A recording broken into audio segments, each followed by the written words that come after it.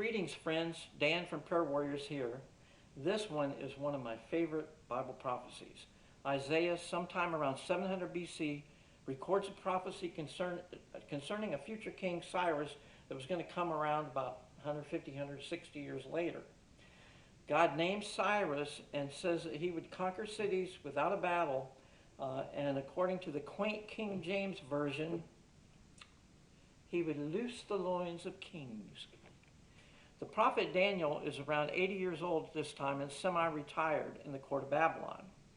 Nebuchadnezzar, whom Daniel served for years, was now gone and replaced by his son Nabonidus and his grandson Belshazzar. Nabonidus preferred to be out with the army on foreign intrigues and left the day-to-day duties to his son Belshazzar. He was kind of a yuppie, Belshazzar was. Daniel knows at this time that the 70-year captivity is just about over.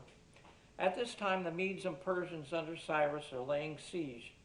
They'd already conquered a couple of Babylonian towns and had diverted the Euphrates, which ran through Babylon, supplying water to its residents. There was also a gate system that prevented people from sneaking in through the waterway and getting into the city. Babylon was square, about 15 miles on each side. It boasted of an outside wall 87 feet wide. Herodotus records that they had chariot races on top of the wall, and they could go 6 abreast. Inside this wall was a second wall with a moat between them and 250 watchtowers. Like I said, the river Euphrates crossed the city, providing water that could protect them during a long siege. Babylon was regarded as impregnable at this time. So what does the young Belshazzar do when facing this threat? He throws a party and makes a fatal mistake of bringing out the articles from the Jewish temple that they had taken in their conquest of Jerusalem about 70 years earlier, and he used them to drink out of. All of a sudden, a finger appeared and wrote on the wall, causing the king to soil himself. I guess so. Daniel was called in at this time to decipher the writing, and the words were many, many tekel upharsin. And it really means you've been found in the balance wanting, and your number is up. There's also a pun there with the word upharsin. If you take a letter and change it, it would refer to the Persians, which were outside the gate.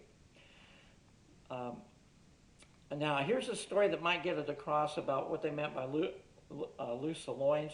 Chuck Missler, in his book Cosmic Codes, gives this story. And I'll put on the glasses to make it official. Okay, Lord Nelson, the fabled admiral in the British Navy. He was in his cabin one day when the midshipman came in and announced, "Lord Nelson, sir, there's a Spanish galleon off the starboard bow." Lord Nelson says, "Sound general quarters and get me my red waistcoat," which is like a vest. Lord Nelson puts on the red waistcoat, engages the adversary, and sinks the enemy warship. A few days later, the midshipman again announced, "Lord Nelson, there are 2 Spanish galleons off the port quarter." Lord Nelson says, "Sound general quarters and bring me my red waistcoat." So they engage the enemy and sink both Spanish galleons.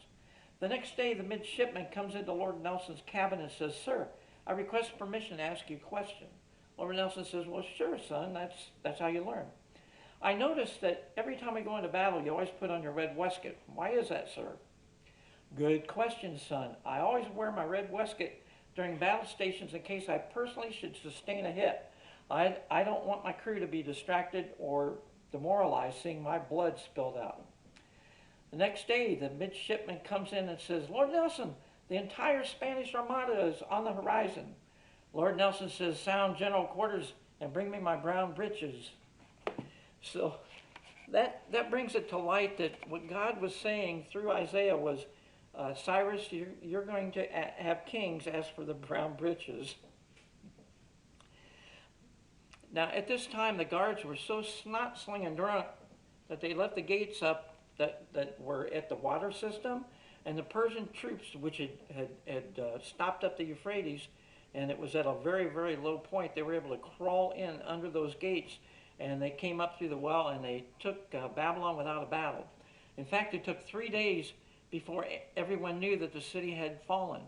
Belshazzar was killed that night.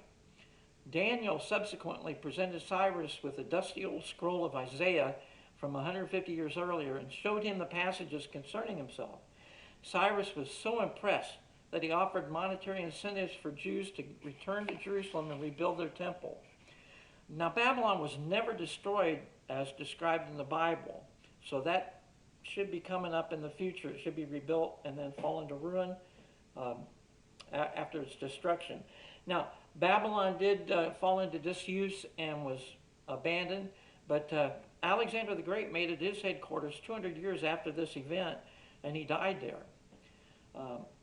Links are provided below, and there is also a link from Andy Woods, and he has an excellent book about the destiny of Babylon. May God bless you.